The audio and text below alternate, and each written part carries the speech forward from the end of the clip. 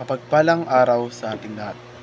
Ako ang inyong lingkod, Elijah Paul John Valdez, at welcome sa ating daily devotions. Ang ating verse for the day ay nasa mga Hebreo, chapter 13, verse 5. Sinasabi dito na, huwag kayong magmukhang pera at masiyahan na kayo sa anumang nasa inyo. Sapagkat sinabi ng Diyos, hindi kita iiwan, di pababayaan man. Ang biblikal na katangian ng kasiyahan ay isang estado ng panloob na kasiyahan at kapayapaan na lumalampas sa panlabas ng mga pangyayari. Ito ay isang saloobin ng pasasalamat at pagtitiwala sa paglalaan ng Diyos. Hindi alintana kung tayo ay nakakaranas ng kasaganahan o nahaharap sa mga hamon.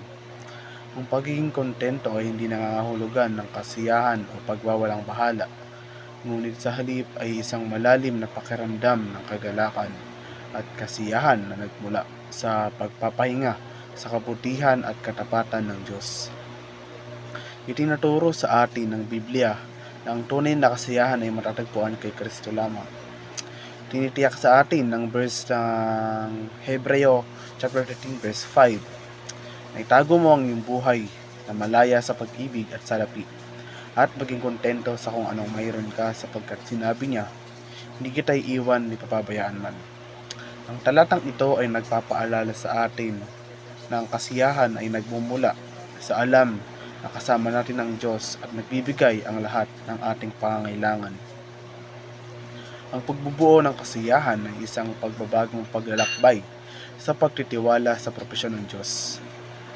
Paglinang ng puso ng pasasalamat, pag-iwas sa paghahambing, pagbibigay diin sa mga walang hanggang halaga, pag-aaral na maging kontento sa lahat ng pagkakataon at pagsuko sa plano ng Diyos. Pagtutuon sa spiritual na paglago, pag-iwas sa materialismo, paghahanap ng kasiyahan sa Diyos, biyaya at pagiging kontento sa paglilingkod sa iba.